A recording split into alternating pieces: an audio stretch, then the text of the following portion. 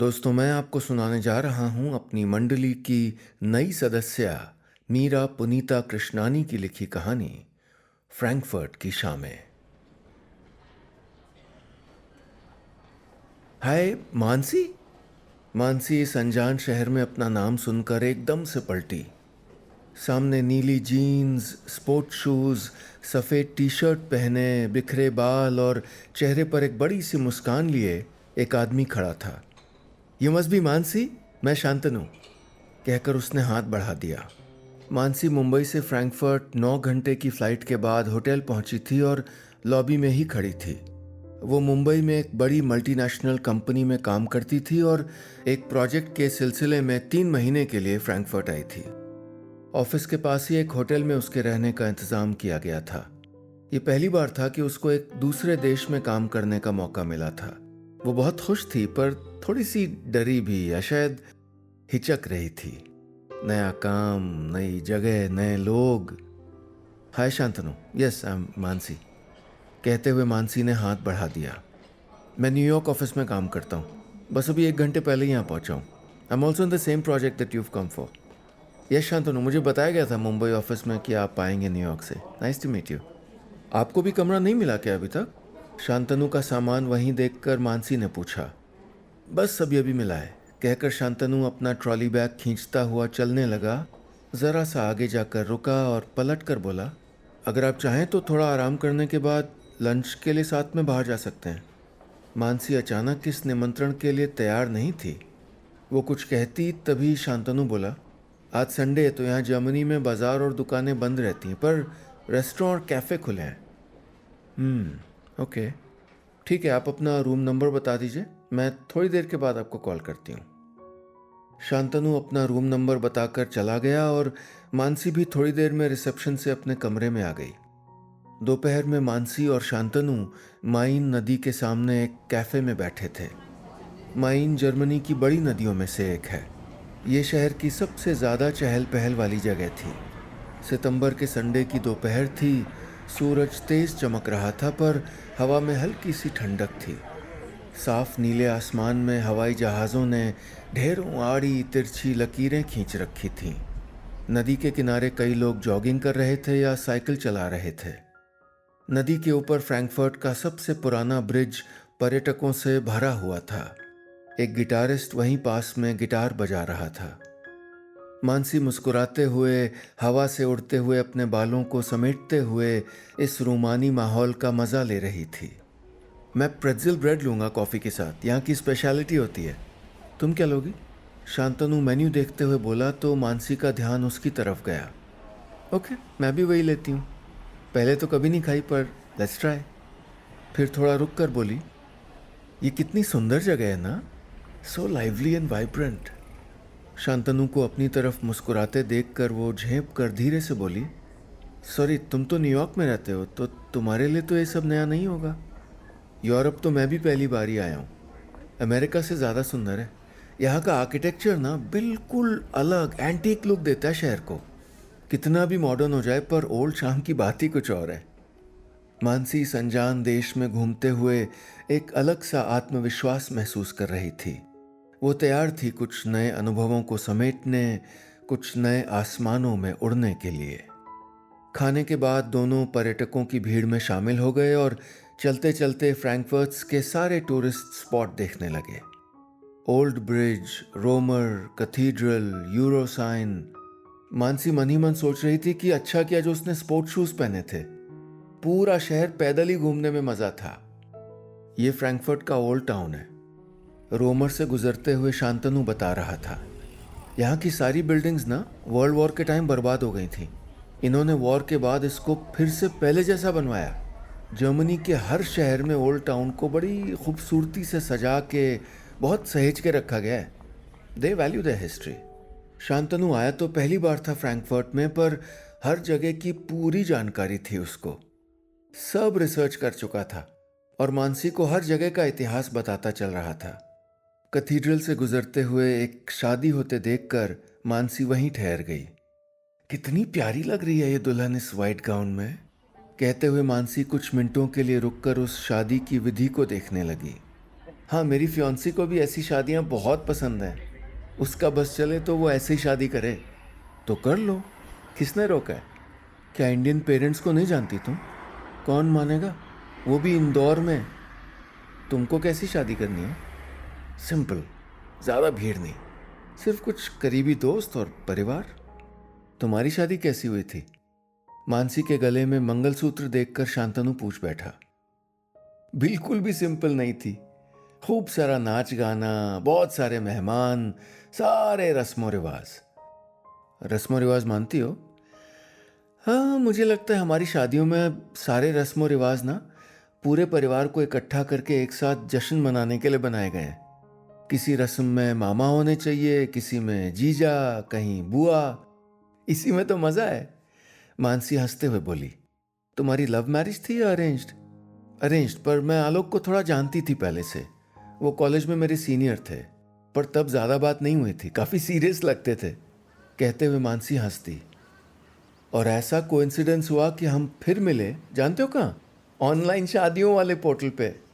तब खुल के बातें हुई और तब शादी पक्की हुई। अच्छा तुम बताओ, तुम कैसे मिले अपनी फियांसे को? नेहा से मैं यूएस में ही मिला था।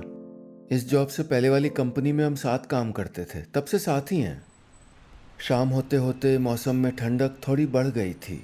ओल्ड ब्रिज पर चलते हुए मानसी बहुत सारे लव लॉक्स देखते हुए बोली, वाओ, लव लॉक्स! ये तो मैंने सिर्फ हॉलीवुड मूवीज में ही देखे हैं। कितना प्यारा कॉन्सेप्ट है। दोनों प्रेमी अपना नाम लिख के ताले को बंद करके चाबी नदी में फेंक देते हैं ताकि प्यार हमेशा रहे। पर हमेशा तो कुछ नहीं रहता। मुझे यकीन है कि इनमें से ज्यादातर लोग अलग हो चुके होंगे। ये सब नादानी है। हो सकता है, बट इट्स क्यूट। हमेशा चाहे ना हो, पर हमेशा की उम्मीद तो रहती है। अगले दिन से दोनों ही ऑफिस और काम में मशगूल हो गए। एक नए और अलग तरह के वर्क एनवायरनमेंट में काम करते हुए मानसी को मज़ा भी आ रहा था, और साथ ही भाषा की समझ न होने के कारण थोड़ी परेशानी भी हो रही थी। हालांकि सब इंग्लिश बोलते समझते थे और काम भी सारा इंग्लिश में था, पर आपस में सारे कॉलीग्स जर्मन में ही बात करते थे, जिससे मानसी को कभी कभी अकेलापन सा लगता था। पर शुक्र था कि शांतनु था। दिन भर तो दोनों ज़्यादा नहीं मिलते थे, लेकिन काम ख़त्म होने के बाद दोनों साथ ही ऑफिस से निकलते, इंडियन रेस्टोरेंट में खाना खाते, रिवरसाइड पर वॉक करते और फिर वापस जाते थे। रिवरसाइड मानसी की सबसे पसंदीदा जगह बन गई थी। शाम को वहाँ का माहौल इतना लाइवली होता था। सब अपने परिवारों के साथ घूमने खेलने आते थे वहाँ। शांतनु, पता है मुंबई में ये ना पॉसिबल ही नहीं है। क्या, इतनी फुर्सत? हाँ, तुम कैसे समझे? मानसी हैरान होते हुए बोली। क्योंकि न्यूयॉर्क में भी नहीं मुमकिन है शाम को ऐसे अपनों के साथ टाइम बिताना। पास में ही दो बच्चे अपने मम्मी पापा के साथ खेल रहे थे। शांतनु उन्हें देखते हुए बोला। मुंबई में तो घर पहुंचने तक ही देर रात हो जाती है, और वर्क कल्चर भी देर तक काम करने का है। मुझे याद नहीं है कब आखिरी बार शाम देखी थी मैंने मुंबई में। इस the same in New York, Shantanu बोला। मैंने तो ऑफिस के कॉलीग्स कोई दोस्त और परिवार बना लिया है। मेरी फियांसे का ऑफिस भी पास में ही है, तो हम लोग लंच या डिनर एक साथ कर लेते हैं, वरना तो शायद वीकेंड पर ही मिल पाते। यहाँ लोग फैमिली टाइम को बहुत इंपॉर्टेंस देते हैं। शाम के 6 बजे नहीं कि पूरा ऑफिस खाली हो गया। I was so surprised. हाँ, मुंबई में तो हम लोग 6 बजे एक चाय ब्रेक लेते हैं और फिर रात तक काम चलता रहता है। पर अच्छे लग रहे हैं ये भी फुर्सत के पल, मानसी हंसते हुए बोली। हाँ, मैं जो हूँ साथ में, शांतनु ने खिलंदड़ी से कहा और गुनगुनाने लगा। दिल ढूंढता है फिर वही। अच्छा मानसी, तुमको कौन सा गाना पसंद है? बहुत से। कोई एक बताओ जो तुमको बहुत पसंद है। पुराने गाने मोस्टली। पॉपुलर गाने तो बहुत से पसंद है, बट यू नो शांतनु, मुझे किसी को ना अपना अपना कोई बहुत प्यारा फेवरेट गाना बताने में ना हिचक होती है। जैसे अपनी कोई छिपाई हुई परत खोल दी हो, फिर पता नहीं वो समझे ना समझे। मुझे लगता है किसी के फेवरेट गानों से उनके बारे में ना बहुत कुछ जाना जा सकता है। तो तुमको जानने की तो कोशिश कर रहा हूँ, शांतनु धीमे से बोला। मानसी ने उसको देखा तो उसके चेहरे के भाव कुछ अलग ही थे। मानसी चलते चलते कोई पुराना गाना गुनगुनाने लगी। Madam Noorjahan, nice choice. Shantanu बोला तो मानसी की आंखें आश्चर्य से बड़ी हो गईं। तुमको ये गाना पता है? I can't believe it, it's a rare hidden gem. I know, Shantanu मज़े लेते हुए बोला। मैंने इंटरनेट पे सुना था, फिर ओरिजिनल ढूंढ के सुना। I like it. अब तुमको थोड़ा सा और समझ गया हूँ, मुस्कुराते हुए शांतनु बोला। पर मानसी, क्या वो खुद को, अपने मन को पूरी तरह समझ रही थी? मानसी का प्रोजेक्ट अच्छा चल रहा था। उस दिन वो बहुत खुश थी। एक इम्पॉर्टेंट प्रेजेंटेशन ख़त्म किया उसने और पूरी टीम और टॉप मैनेजमेंट के सामने प्रेजेंट किया था। सबने बहुत तारीफ़ की थी उसके काम की। बॉस ने तो ये भी कहा था कि ये प्रोजेक्ट ख़त्म होने पर वो मानसी को प्रमोशन के लिए रेकमेंड करेंगे। वैसे तो मानसी अपनी नौकरी में हर काम पूरी लगन से करती थी, लेकिन इस प्रोजेक्ट की सफलता उसके लिए ख़ास मायने रखती थी और प्रमोशन की तो इतनी जल्दी उम्मीद भी नहीं थी उसे। तो ये सुनकर तो उसका दिन बन गया था। शाम को शांतनु ने उसको इस सफलता की बधाई देते हुए कहा, चलो आज कहीं बढ़िया जगह चलते हैं खाने। Let's celebrate your success. ठीक है। मानसी की आवाज़ थोड़ी बुझी हुई सी थी। शांतनु थोड़ा चौंका। क्या हुआ, तुम एक्साइटेड नहीं लग रही हो? सब ठीक तो है? ऐसा कुछ नहीं है। आलोक से बात कर रही थी तो पता चला कि घर की मेड बिना बोले छुट्टी पर चली गई है, तो उसको घर के सारे काम खुद ही करने पड़ रहे हैं। ऑफिस के साथ घर का भी काम, उसको आदत नहीं है ना, तो वो थोड़ा फ्रस्ट्रेटेड था। मुझे इतने लंबे टाइम के लिए आना ही नहीं चाहिए था। मानसी खुद से ही बोले जा रही थी। उसका चेहरा देखकर लग रहा था कि उसने जैसे कुछ गलत कर दिया था। तुम ऐसा कैसे सोच सकती हो? तुम इतना अच्छा काम कर रही हो, इतनी सक्सेसफुली इस प्रोजेक्ट को मैनेज कर रही हो। ये तुम्हारे करियर का टर्निंग पॉइंट साबित होगा। How can you feel guilty? Shantanu की आवाज़ थोड़ा सख्त थी। गिल्टी फील नहीं कर रही हूँ, बस ऐसा लग रहा है कि घर की रिस्पॉन्सिबिलिटीज़ छोड़ के आ गई अकेले आलोक पर।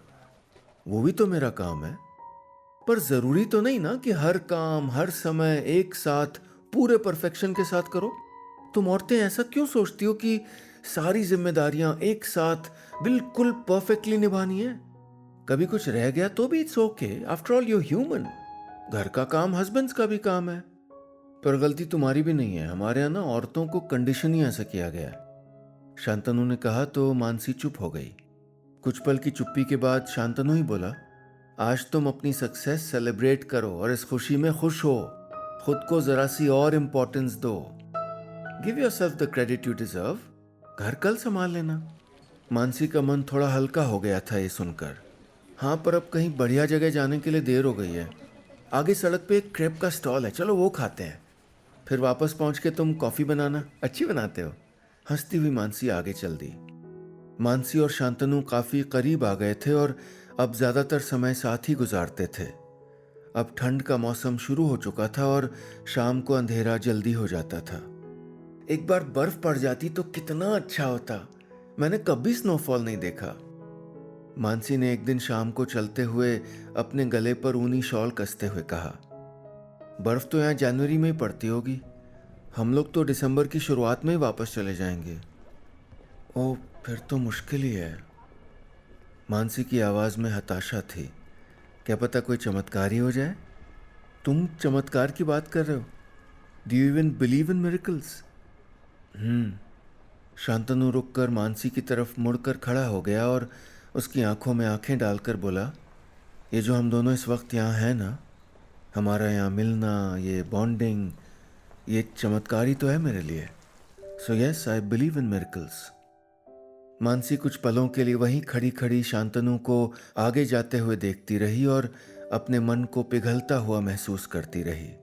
उसको एहसास था उन दोनों के बीच की बढ़ती हुई नज़दीकियों का। कुछ अनकहा सा था दोनों के बीच, जो एक सुकून जैसा था, सही गलत के परे, समाज के मापदंडों से ऊपर, जिसको किसी रिश्ते के नाम के दायरे में नहीं बांधा जा सकता था। मानसी एक ठंडी सांस लेकर आगे चल दी। एक शाम खाना खाने के बाद दोनों देर तक मानसी के कमरे में टीवी पर कोई कॉमेडी देख रहे थे। अब एक हफ्ता ही बचा था वापसी के लिए। मानसी को बहुत पसंद था ये सिटकॉम और जब भी देखती खूब हंसती थी, लेकिन आज कॉमेडी पर भी उसको हंसी नहीं आ रही थी। मानसी तुम ठीक हो? चुप चुप सी लग रही हो बिल्कुल। शांतनु ने टीवी की आवाज कम करते हुए पूछा। हाँ ठीक हूँ, मानसी धीरे से बोली और फिर उसको देखते हुए पूछा, क्या तुम ठीक हो? शांतनु कुछ पलों के लिए चुपचाप उसको देखता रहा। चाहता तो था कि 2 पल उसका हाथ थाम ले और बता दे कि वो ठीक नहीं है। मानसी को छोड़ के वापस जाने का सोचकर भी परेशान होता जा रहा है, पर कुछ बोला नहीं। उन कुछ पलों के लिए दोनों इतने नजदीक थे कि कुछ भी कहने सुनने की जरूरत नहीं थी। खामोशी ने हर बात कह दी थी। अचानक जैसे नींद से जागते हुए मानसी खड़ी हो गई, बोली, रात बहुत हो गई है। हाँ मैं भी जाता हूँ अब, सुबह लॉबी में मिलते हैं ऑफिस जाते टाइम। हाँ, कहकर शांतनु भी उठकर चल दिया। कमरे के दरवाजे से निकलते हुए शांतनु ने 2 पल रुककर मानसी को देखा। अनेक भाव उसकी आंखों में तैर गए और फिर वो अपने कमरे में चला गया। मानसी का मन धीरे धीरे अब बहुत बेचैन होता जा रहा था। उसको ये एहसास था कि जब यहाँ से दोनों अपने अपने देश वापस जाएंगे तो शायद फिर इस जन्म में मुलाकात न हो। पर गले लगाने को तो नहीं कह सकती थी शांतनु को। शांतनु भी आजकल थोड़ा कम बोल रहा था। मन भारी था दोनों का। ऑफिस में काम लगभग निपट ही गया था और सारे कॉलीग्स ने मानसी और शांतनु को आखिरी दिन पर फेयरवेल दिया। मानसी की वापसी की मुंबई की फ्लाइट अगले दिन शनिवार सुबह की थी और शांतनु की शनिवार रात को। फेयरवेल पार्टी से वापस आते समय दोनों बिल्कुल खामोशी से चल रहे थे। ठंड के कारण सड़कों पर लोग कम थे और नदी के किनारे लगभग सब सुनसान था, जैसे दोनों के मन का हाल शहर कह रहा हो। होटल पहुंचकर मानसी ने अपनी पैकिंग खत्म की तो आधी रात हो चुकी थी। तभी दरवाजे पर घंटी बजी। खोला तो सामने शांतनु था। तुम कोई फोन करने वाली थी? लो मैं आ गया, शांतनु ने थोड़े बनावटी अंदाज में कहा तो मानसी को हंसी आ गई। शुक्र है तुम हंसी तो। अंदर आते ही शांतनु ने मानसी के हाथ में एक सुंदर सा लिफाफा थमा दिया तो मानसी ने चौंकते हुए पूछा, ये क्या है? फेयरवेल गिफ्ट समझ लो। मानसी ने लिफाफा खोला तो उसमें एक हार्ड बाउंड किताब थी, मलिका तरन्नुम नूर जहां the melody queen. Oh my God, तुमको ये किताब यहाँ जर्मनी में कैसे मिल गई? ढूंढने पे क्या नहीं मिल सकता। तुम्हारे पसंद के गाने को सुनकर मुझे लगा था कि तुमको ये पसंद आएगी। I hope you like it. I love it, thank you so much. Mansi किताब खोलकर उसे सूंघते हुए बोली। शांतनु को यह देखकर हंसी आ गई। अरे कोई इत्र वित्र डाल के नहीं लाया हूं। मानसी ने फिर से गहरी सांस ली और बुदबुदाई। कैसी अलग ही खुशबू होती है ना नई किताबों में। उसने किताब के पन्ने पलटते हुए पूछा, कॉफ़ी पियोगे? हाँ मैं ही बनाता हूँ, कहकर शांतनु ने केतली में पानी गर्म करने के लिए रख दिया। मानसी अपना बचा हुआ सामान समेटकर गुनगुनाने लगी। आवाज़ दे कहाँ है, तुम बहुत अच्छा गाती हो। कॉफ़ी का मग हाथ में देते हुए शांतनु बोला, मुझे कुछ रिकॉर्ड करके भेज दो। नहीं। मानसी कॉफ़ी की चुस्की लेते हुए सोफे पर बैठ गई और मुस्कुराते हुए बोली, अपने मन में रिकॉर्ड कर लो ना। कुछ समय के लिए दोनों खामोश हो गए थे। फिर से ये एहसास कि बस अब कुछ देर और का साथ था। दोनों दोस्त अनमने थे, उदास थे या कोई बेचैनी थी, पता नहीं।